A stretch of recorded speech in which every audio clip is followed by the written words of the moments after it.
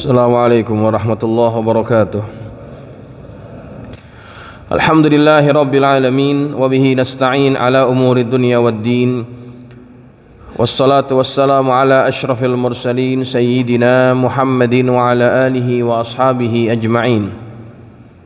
Subhanaka la ilma lana illa ma 'allamtana innaka antal alimul hakim.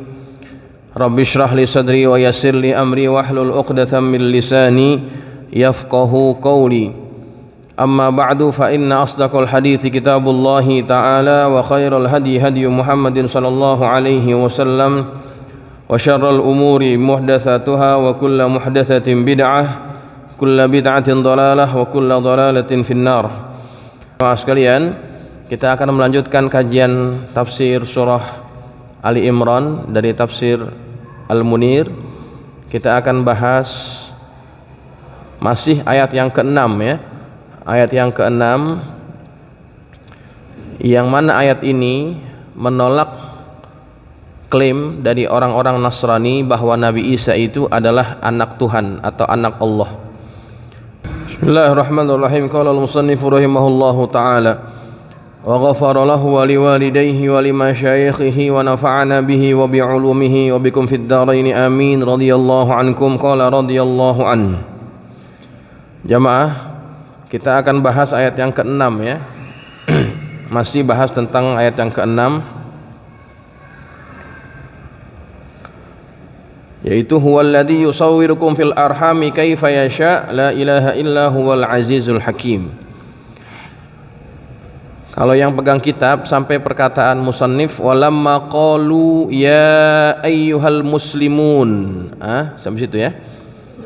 Walamma qalu, tatkala mereka yakni orang-orang Nasrani berkata, ya ayyuhal muslimun, wahai orang-orang Islam, antum tuwafiqunana, kalian bersepakat dengan kami, ala anna Isa lam yakun lahu abun minal bashar, bahwasannya Isa itu tidak mempunyai ayah dari kalangan manusia.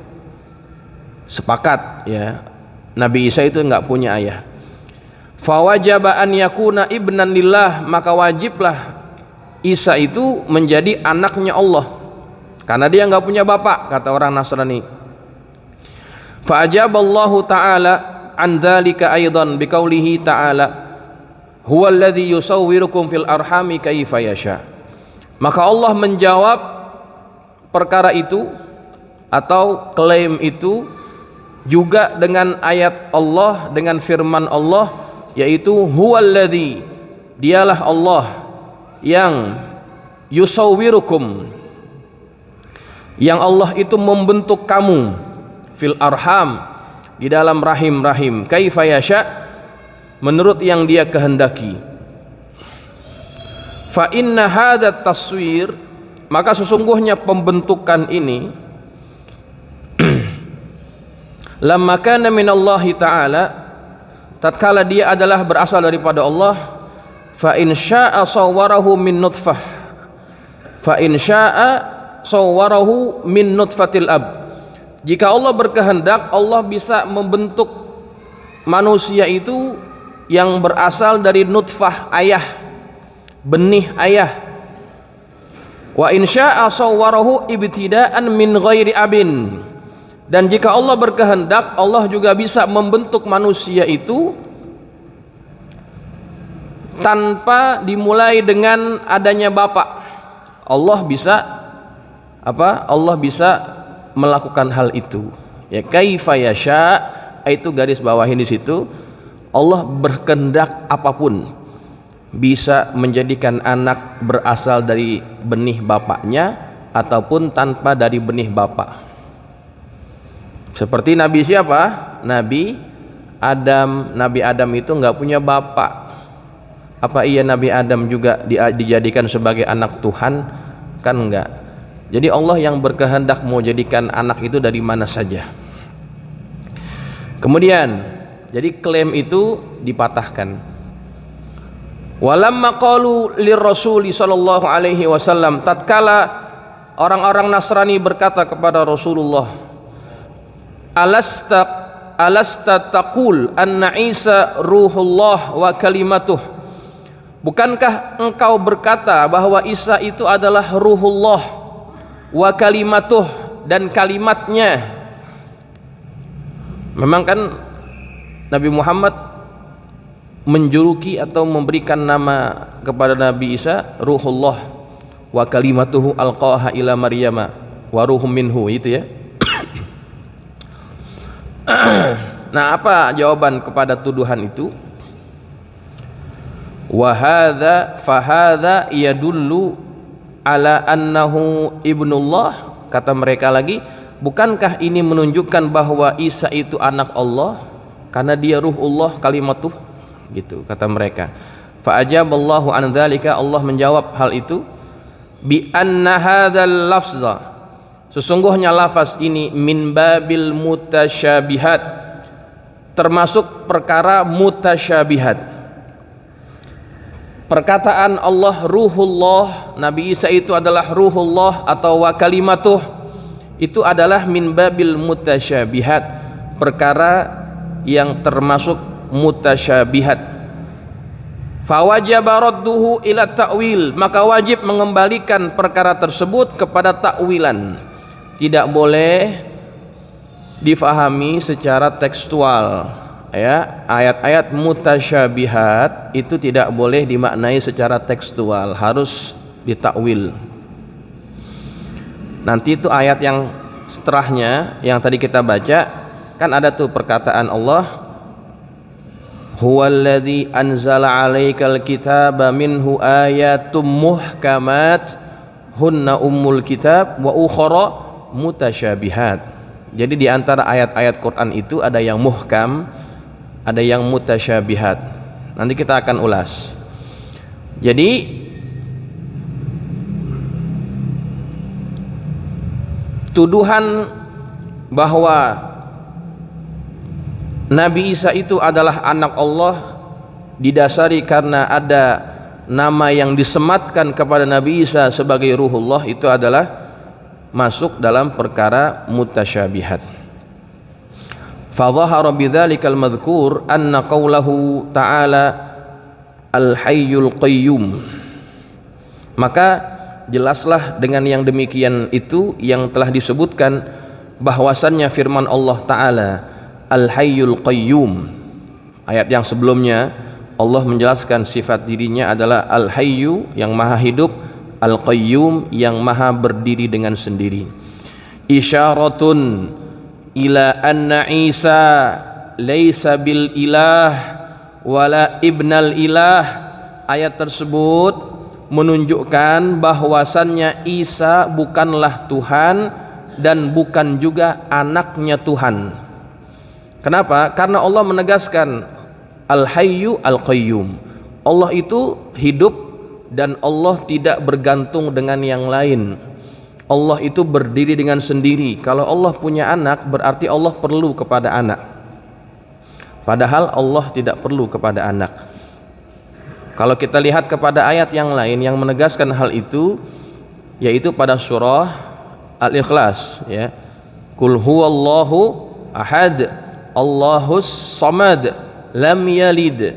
Allah itu tidak dilahirkan, tidak diberanakkan. Walam yulad, Allah tidak melahirkan dan Allah tidak diberanakkan.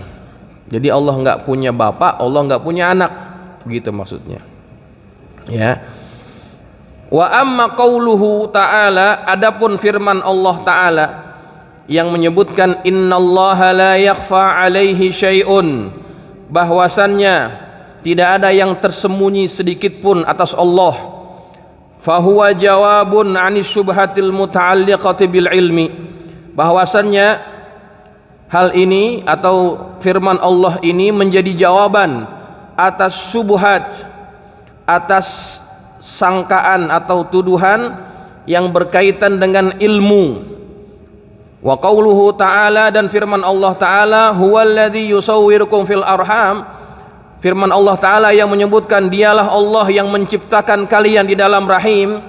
Jawabun ala tamassukihim biqudrati Isa alal ihya wa nahwih.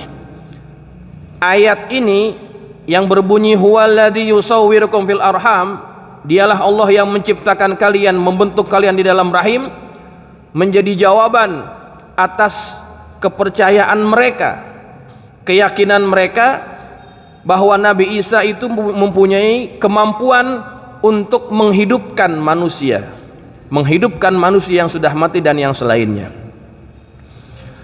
Itu menjadi jawaban. Kenapa jadi jawaban?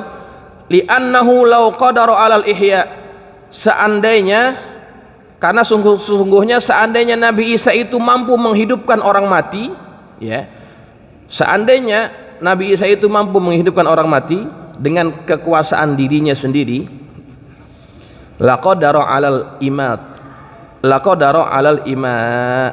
imatati, maka pasti dia akan mampu juga mematikan orang, ya. Kalau dia mampu menghidupkan orang dengan kekuatan dirinya, kekuasaan dirinya, tentu dia bisa juga mematikan orang, ya. Walau qadara 'alal imatati, kalau dia mampu mematikan orang, la amatal yahudal ladzi qataluhu ala za'min nasara, maka pasti dia juga mampu mematikan orang Yahudi yang mereka itu berusaha membunuh Nabi Isa, seperti yang diyakini oleh orang-orang Nasrani, ya kan? Nyatanya bagaimana? Nabi Isa nggak mampu melawan orang-orang Yahudi yang waktu itu memusuhinya. Nggak bisa Nabi Isa membuat para penguasa yang memusuhi dia itu untuk dimatikan. Kalau dia Tuhan, coba matiin, bisa nggak? Nggak bisa. Bahkan Nabi Isa dikejar-kejar. Kemudian antara orang yang berkhianat dengan Nabi Isa itu kemudian diserupakan dengan Nabi Isa, kemudian dia disalib oleh orang-orang Yahudi, ya, orang-orang Yahudi. Nah, jamaah sekalian, kalau bapak-bapak nonton, ada satu film, ya, film yang dibuat oleh orang Barat yang menggambarkan tentang kehidupan Yesus atau Nabi Isa. Namanya, judulnya adalah Risen, ya, Risen, R-I-S-E-N, Risen, artinya yang dinaikkan. Di situ diceritakan tuh kehidupan Nabi Isa, kemampuannya untuk menghidupkan orang mati, menyembuhkan orang yang sakit, digambarkan tuh. Ini kalau bagi orang-orang Nasrani kan itu bukan sesuatu yang sakral, ya. Ya, ada yang benernya juga sebetulnya sih dalam cerita itu, tapi ada juga yang salah. Cuman kita mau lihat gambarannya bagaimana, lihat bagaimana ketidakmampuan Isa melawan orang-orang Yahudi pada waktu itu. Masa Tuhan nggak mampu? Masa Tuhan dikalahkan waktu itu? Digambarkan waktu itu Nabi Isa dibunuh, Pak. Dibunuh benar-benar mati. Kemudian salib, jasadnya itu sudah mati nih. Jasadnya itu kemudian hilang begitu. Jasadnya hilang. Tapi dimatikan, dibunuh. Betul-betul dibunuh. Digambarkan dalam film itu dibunuh. Walaupun dalam keyakinan kita Nabi Isa tidak dibunuh. Wa ma qataluhu wa ma salabuhu. Mereka enggak membunuh Nabi Isa, mereka tidak mensalib Nabi Isa. Walakin syubbiha lahu, tetapi orang yang dipersamakan dengan Nabi Isa. Itu keyakinan kita, ya. Tapi kalau mau lihat bagaimana lemahnya Nabi Isa pada waktu itu, lihat film itu. Itu kan sebetulnya mereka membongkar kelemahan sendiri seseorang yang dianggap sebagai Tuhannya. Masa iya Tuhan begitu lemah? Walaupun memang pada akhirnya ini Nabi Isa hidup lagi memang waktu itu diceritakan dalam film itu, ya. Tapi itu rekaan, rekaan semata. Nah, jamaah sekalian, jadi nggak mungkin Nabi Isa itu bisa dianggap sebagai anak Tuhan, sebab dia nggak bisa mematikan orang yang memusuhinya. Kemudian tadi mana nih? Fathabata anna husul al-ihya fi ba'di suwar la yadullu ala kaunihi ilahan. Maka tetapnya bahwasannya dia bisa menghidupkan orang mati dalam sebahagian bentuk itu tidaklah lantas menunjukkan Nabi Isa itu adalah Tuhan. Enggak seperti itu. Wa huwa jawabun aidan, dan ini juga jawaban pula antamassukihim bi anna man lam yakun lahu abun minal bashar wajaba an yakuna ibnan lillah. Dan ini menjadi jawaban pula atas kepercayaan mereka bahwa orang yang tidak punya bapak dari kalangan manusia maka wajib dia dianggap sebagai Tuhan, sebagai anak Tuhan. Faka'annahu ta'ala yaqul, seakan-akan Allah berfirman, kaifa yakunu Isa waladullah, bagaimana Isa itu bisa dianggap sebagai anaknya Allah, waladallah wa qad sawwarahu fir rahmi, sedangkan Nabi Isa itu yang bentuk Allah di dalam rahimnya. Wal musawwir la yakunu aban lil musawwar, dan sesuatu yang diciptakan, yang dibentuk tidak lantas menjadi anak dari yang membentuknya. Kan gak begitu analoginya. Misalkan nih bapak punya keahlian melukis ataupun buat patung ya. Patung apaan? Patung monyet. Kita bikin patung monyet. Apa lantas itu patung monyet jadi anak kita? Kan enggak ya? Ya kita punya kemampuan untuk membentuk dari tanah liat misalkan, bentuk macam-macam. Kalau orang yang mahir tuh bisa dibentuk macam-macam tuh. Monyet, gorila, King Kong, dia bisa bikin tuh. Apakah langsung dia jadi anak kita? Mentang-mentang dia nggak punya bapak, kita yang bikin? Nggak begitu analoginya. Jadi analogi ini analogi sesat. Analogi yang sesat nggak bisa dipercayai. Begitu. Makanya kalau ada orang percaya dengan keyakinan Nasrani, maaf Pak ya, karena ini kalangan kita sendiri, jadi harus diyakinkan, dimantapkan. Karena di sekitar kita ini ada gereja yang mereka mendakwakan ajaran mereka itu. Jangan sampai kita ini terpengaruh. Saya kira sih enggak sih. Kalau ngaji mah insya Allah benar semua, insya Allah kuat imannya. Tapi yang enggak ngaji tuh anak-anak kita tuh, yang mereka barangkali tidak punya keyakinan seperti itu. Yakinkan bahwa akal kita menolak sebetulnya apa yang diyakini oleh orang-orang Nasrani. Bagaimana mungkin seorang yang dilahirkan ya oleh ibu dengan kelemahan yang begitu nyata kemudian dianggap sebagai Tuhan? Akal mana yang bisa nerima? Akal yang waras ya nggak bakal bisa nerima. Begitu. Makanya jamaah sekalian, kita beruntung kita dijadikan sebagai umat Nabi Muhammad yang hanya menuhankan Allah. Tidak ada selain Tuhan selain Allah Subhanahu wa taala. Sehebat-hebatnya Nabi Muhammad SAW, tidak ada di antara umatnya yang menganggap Nabi Muhammad adalah anaknya Tuhan. Enggak ada. Walaupun segala kemukjizatan yang ada pada Isa, Nabi bisa melakukan itu. Nabi bisa menyembuhkan orang, Nabi Muhammad bisa menghidupkan orang mati, bisa membuat makhluk yang mati, benda mati bisa bercakap. Nabi bisa buat, tapi enggak ada di antara kita yang mengakui Nabi Muhammad sebagai anak Tuhan. Ini keyakinan yang harus kita syukuri sebagai satu nikmat dari Allah Subhanahu wa taala. Nah, makanya terus jaga, terus sholat, karena ketika sholat kita minta kepada siapa? Kepada Allah, agar dibimbing terus di jalan yang benar ini. Ihdinas siratal mustaqim, siratal ladzina an'amta alaihim ghairil maghdubi alaihim waladdallin.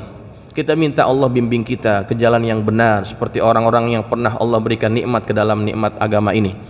Bukan orang-orang yang Allah murkai dan bukan orang-orang yang sesat. Siapa mereka yang sesat? Nasrani.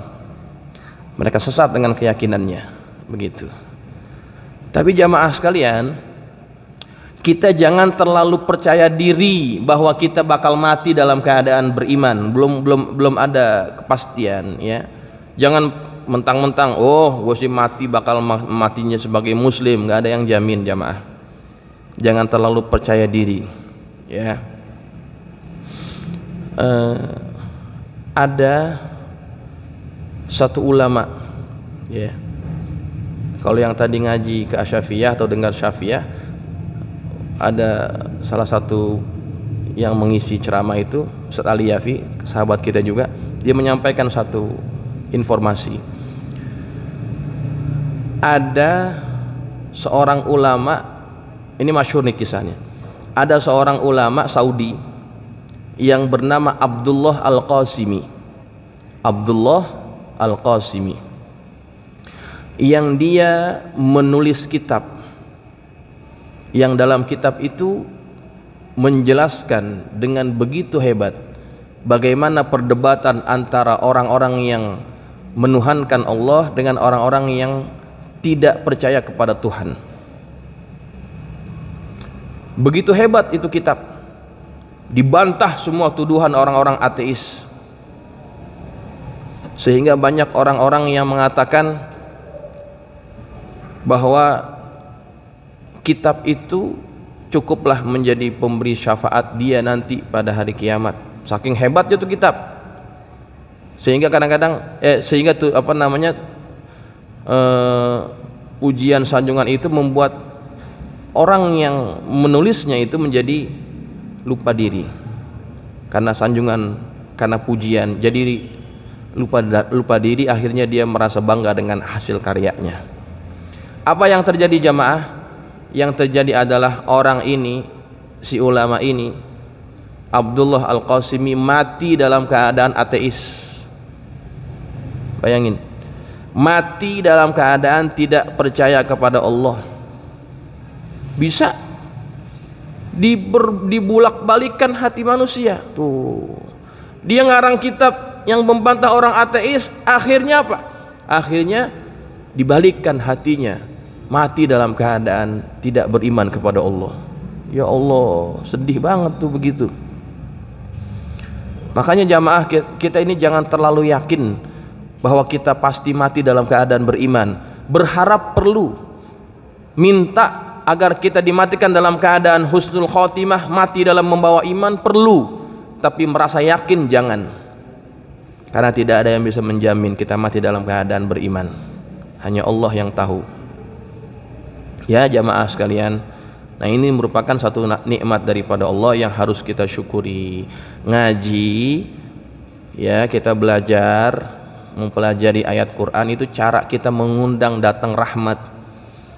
Kita bisa mati dalam husnul khotimah itu karena rahmat, karena Allah sayang sama kita, bukan karena kita hebat, bukan karena kita punya ilmu yang mantep sehingga kita terhindar daripada segala bentuk kekufuran. Bukan, Allah yang jagain kita, ya.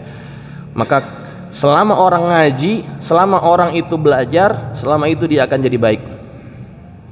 Tapi kalau dia sudah mulai percaya diri dengan dirinya, merasa nggak perlu lagi ngaji, hati-hati. Disitulah mulai ada celah untuk dia jauh daripada rahmat Allah. Syaitan akan mudah memperdaya orang-orang yang jauh daripada cahaya ilmu, begitu ya. Baik jamaah sekalian, kita teruskan.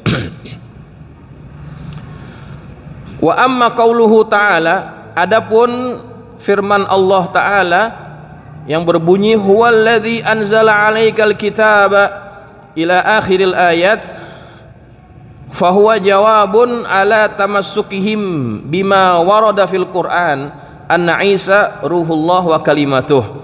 Ini adalah jawaban atas kepercayaan orang-orang Nasrani dengan apa yang datang di dalam Quran, bahwasannya Isa itu adalah ruhullah wa kalimatuh. Tsumma innahu ta'ala lamma ajaba an syubuhatihim, kemudian Allah Ta'ala tatkala menjawab syubhat mereka, a'ada kalimat tauhid, mengulang kalimat tauhid, zajaran lisairin nasara, sebagai satu bentuk larangan kepada seluruh orang-orang Nasrani, an qaulihim bitatlis, tentang ucapan mereka yang mempercayai adanya trinitas, tiga dalam satu.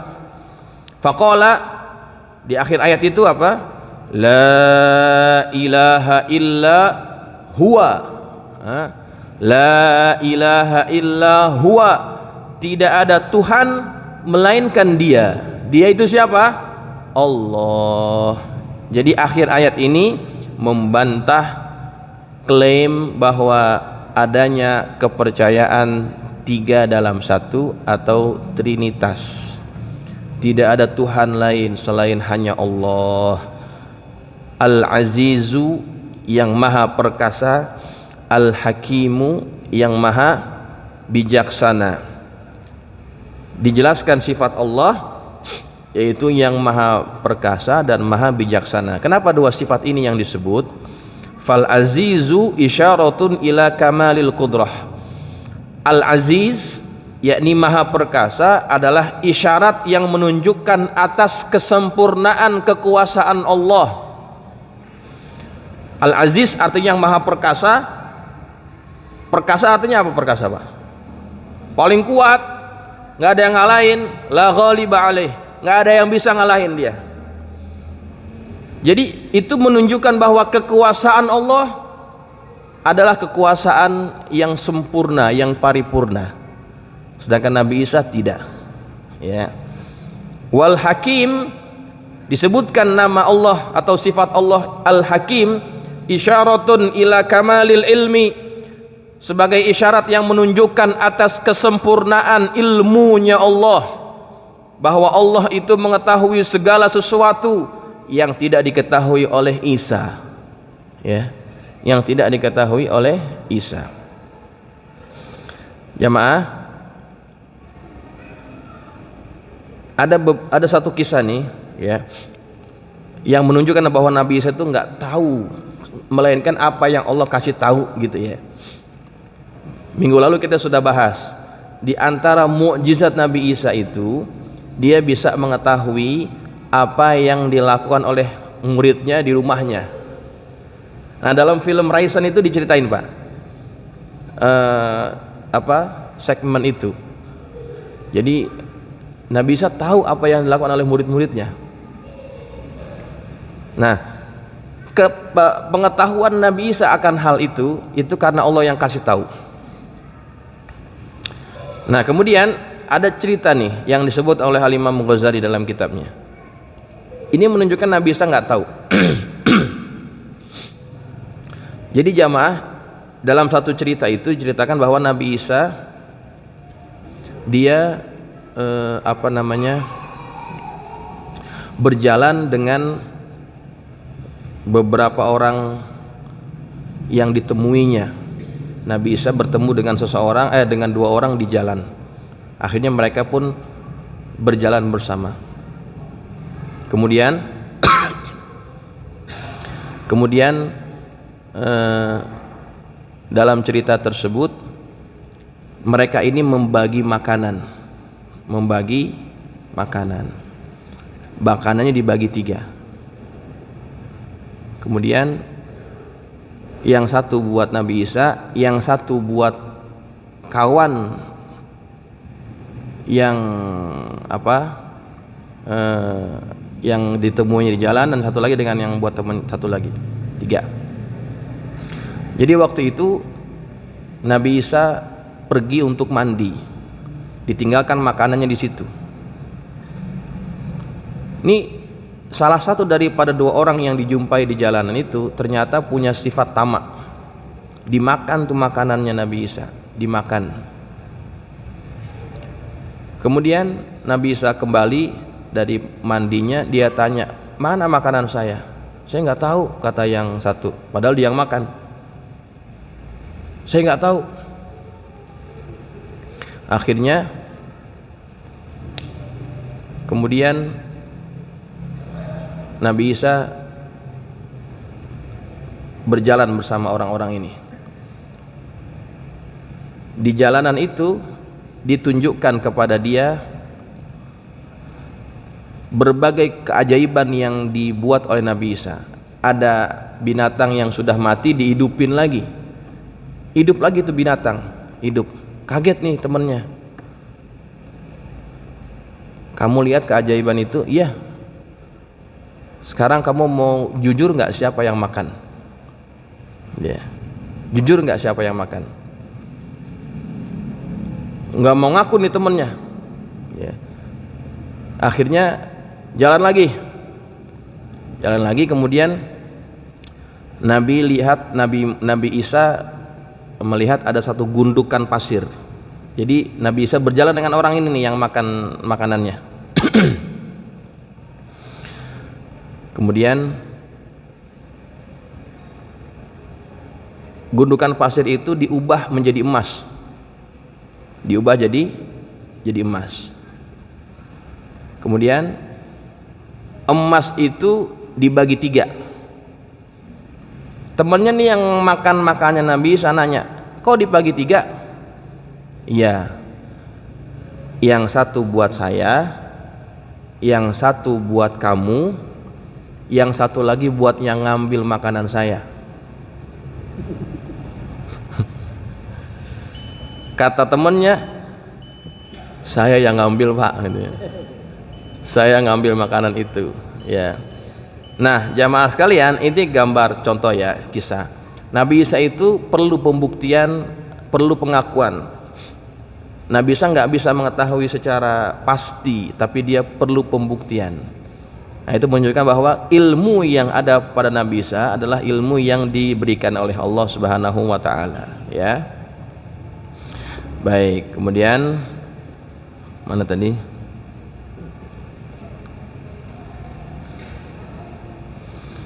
Wa hadza tatsbitun, ini adalah satu penetapan lima taqaddama terhadap apa yang telah terdahulu min anna ilma Isa bi ba'dil ghuyub wa qudratih al ihya fi ba'dis suwar la yakfi fi kaunihi ilaha. Bahwasannya ilmunya Isa pada sebahagian perkara yang gaib itu dan kemampuan Nabi Isa untuk menghidupkan orang mati pada sebahagian bentuk tidaklah cukup menjadikan Nabi Isa sebagai Tuhan. Enggak cukup. Fa innal ilah la budda wa an yakuna kamil qudrah. Karena Tuhan itu mesti dia bersifat dengan kesempurnaan yang kekuasaan yang sempurna. Wa huwal aziz, dan dialah yang maha perkasa. Wa kamilal ilmi, dan keadaan Tuhan itu mestilah zat yang mempunyai pengetahuan yang sempurna. Wa huwal hakim, dialah yang maha hakim, yang maha bijaksana. Begitu. Nah, jamaah, ini ayat yang ke-6, tafsiran daripada surah Ali Imran, ya, yang menegaskan atau ayat ini sebagai tolakan terhadap dakwaan tuduhan dari orang-orang Nasrani yang meyakini Nabi Isa sebagai anak Tuhan, ya. Kalau Nabi Isa yang hebat seperti itu saja nggak layak kita jadikan sebagai Tuhan, kepercayaan itu sebagai kita yakini sebagai kepercayaan suatu agama, maka apalagi kalau ada orang yang ngaku sebagai nabi, ya. Karena sudah ada juga hadis dari Nabi sallallahu alaihi wasallam bahwa tidak ada nabi setelah kenabianku, la nabiyya min ba'di. Kalau ada orang yang ngaku sebagai nabi, jangan ada yang ngikut. Sebab aneh juga, Pak, makin kemari makin banyak orang yang ngaku-ngaku sebagai nabi. Bukan hanya di Indonesia, di tempat yang lain pun sama, ya. Jadi jangan ada di antara kita yang mempercayai apa yang bertentangan dengan keyakinan. Begitu, walaupun orang-orang tersebut memiliki kekuatan yang membuat kita kagum, ya. Karena manusia itu mereka punya sifat cepat kagum terhadap sesuatu yang menakjubkan. Padahal tidak semua yang menakjubkan itu membuktikan bahwa dia adalah orang yang benar. Apalagi di akhir zaman nanti akan ada makhluk Allah yang namanya Dajjal, yang Dajjal ini akan diberikan kekuatan oleh Allah untuk melakukan perkara-perkara yang luar biasa. Dia bisa menurunkan hujan di saat manusia kekeringan, tidak punya air, Dajjal bisa turunkan hujan. Jadi sebahagian apa yang dilakukan oleh Allah itu bisa dibuat sama dia. Itu Dajjal tuh. Nah, di antara fitnah Dajjal adalah orang-orang akan dipaksa untuk beriman bahwa dia adalah Tuhan. Hati-hati. Ketika kita nggak punya makanan, kita nggak punya minum, datang dia ke kampung kita nih, Menteng Dalam. Sampai Pak Dajjal itu ke seluruh penjuru dunia kecuali 2 tempat, Mekah dan Madinah, nggak bisa masuk. Tempat yang lain dia bisa masuk. Datang ke sini orang Menteng Dalam, orang Pal Batu, nggak punya air, kekeringan, datang dia nawarin air. Ya, kalian mau nggak percaya bahwa saya ini Tuhan? Tuh saat genting seperti itu Pak. Nah, kalau imannya mantap dia nggak akan percaya. Nah, ini penting keyakinan seperti ini kita tanamkan di dalam hati kita bahwa la ilaha illa huwa, tidak ada Tuhan melainkan Allah. Nanti saatnya kita bertemu dengan Dajjal, kita nggak tahu kapan kan? Ya, tanda-tandanya sudah semakin jelas, semakin dekat, begitu ya. Di saat Palestina ini akan dihancurkan dengan begitu hancur leburnya, satu saat nanti ketika waktunya tiba, muncullah Imam Mahdi. Jadi ketika akan muncul satu hero, kalau katakan hero ya, pahlawan, yaitu Imam Mahdi, biasanya akan mengalami keadaan yang sangat terpuruk. Umat Islam tuh nanti akan jadi muncul itu. Nah, makin kesini kan makin jelas tuh. Israel begitu dikdayanya, di saat negara-negara Arab nggak bisa buat apa-apa, dihancur leburin tuh Palestina, nggak ada yang peduli, hancur lebur. Nah, di saat kita sudah terpuruk seperti itu, nah muncul nanti tuh Imam Mahdi. Dari Imam Mahdi nggak lama lagi, sebentar lagi Dajjal turun. Ya, kita berharap bahwa kita tidak berjumpa dengan Dajjal. Nggak mampu dah, kita nggak bisa bayangin sekuat apa kita saat bertemu dengan Dajjal itu. Iman yang ya setipis kulit bawang seperti kita ini, kita takut, kita nggak bisa bertahan menghadapi fitnah Dajjal itu. Makanya ya di akhir-akhir zaman ini ingat pesan Nabi, banyak-banyak baca surah Al-Kahfi, hafalkan 10 ayat pertama dari surah Al-Kahfi ya. Itu akan memperkuat iman kita ya. 10 pertama dari surah Al-Kahfi, hafalin Pak. Insyaallah Allah akan jaga iman kita. Baik jamaah sekalian, mudah-mudahan bermanfaat. Ya. 25 Desember. Ya.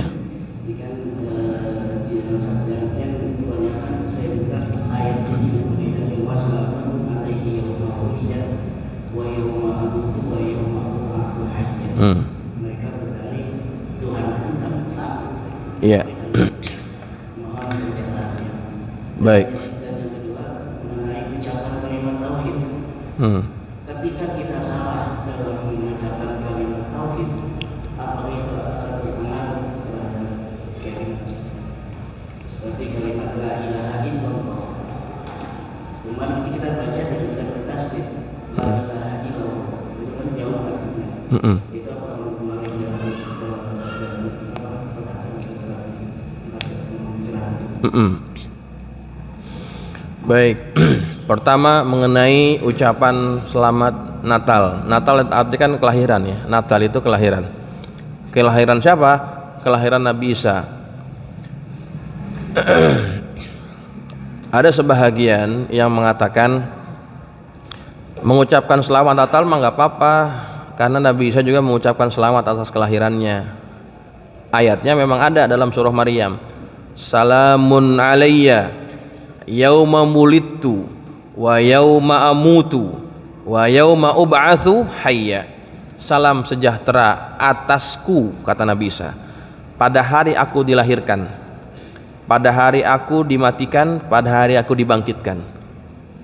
Itu jadi dalil oleh sebahagian orang yang membolehkan mengucapkan selamat Natal. Oke. Memang betul ada ayat itu. Tapi kita lihat Nabi Isa itu lahir kapan? Siapa yang menentukan tanggal 25? Faktanya gimana? Kalau kita lihat fakta dalam Quran, Nabi Isa itu dilahirkan di saat negeri tempat dia dilahirkan itu di Palestina sedang musim kurma, atau sebentar lagi akan tiba musim panen kurma itu. Dari mana taunya? Dari ayat yang Allah ceritakan. Tatkala Nabi Maryam itu sakit mau melahirkan, lemah badannya. Kemudian Allah katakan kepada Maryam, diwahyukan kepada Maryam, wa huzzi ilaiki bijid'in nakhlah tusaqit alaiki rutaban janiyya.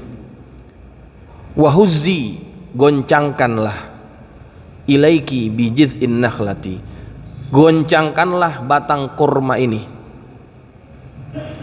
tusaqit alaiki rutaban janiyya, maka akan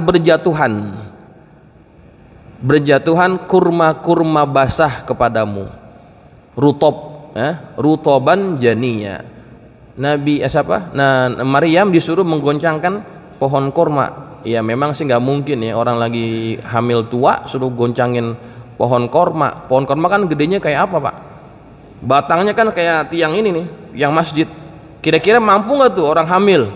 Kita aja yang laki kagak bisa, ini lagi perempuan.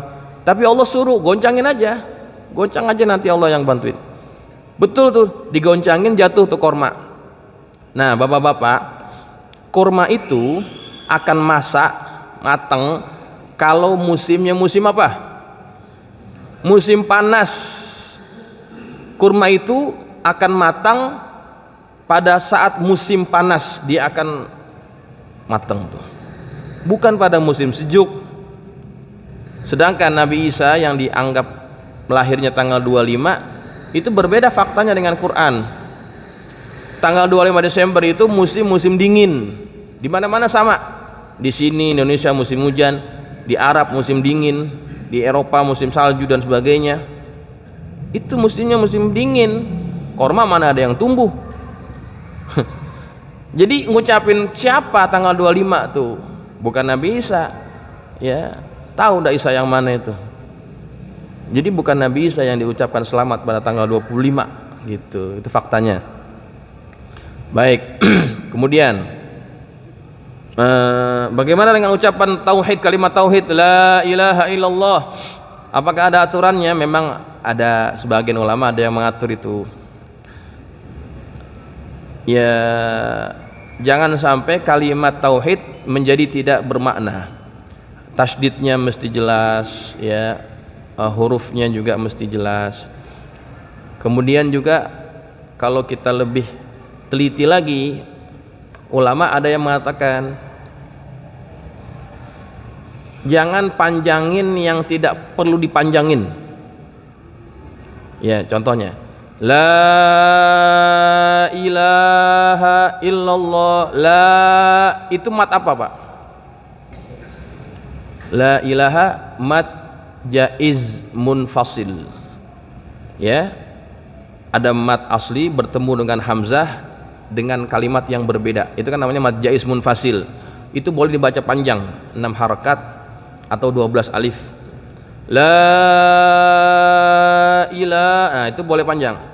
Ilahanya itu bukan mat panjang tuh, dia cuma mat asli, nggak boleh panjang-panjang. La ilaha, panjang juga lah ilahnya, padahal dia bukan mat jaiz, bukan mat wajib, dia mat asli saja atau mat tabi'i.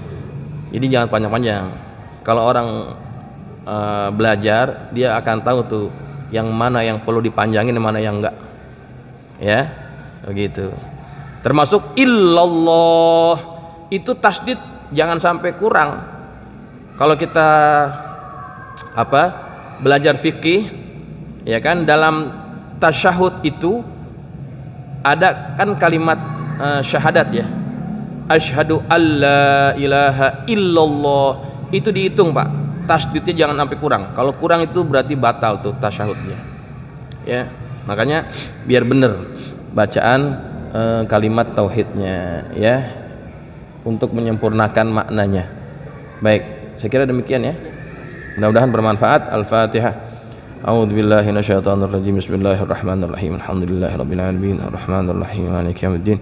Iyyaka na'budu wa iyyaka nasta'in. Ihdinas siratal mustaqim. Shiratal ladzina an'amta 'alaihim ghairil maghdubi 'alaihim waladdallin. Amin.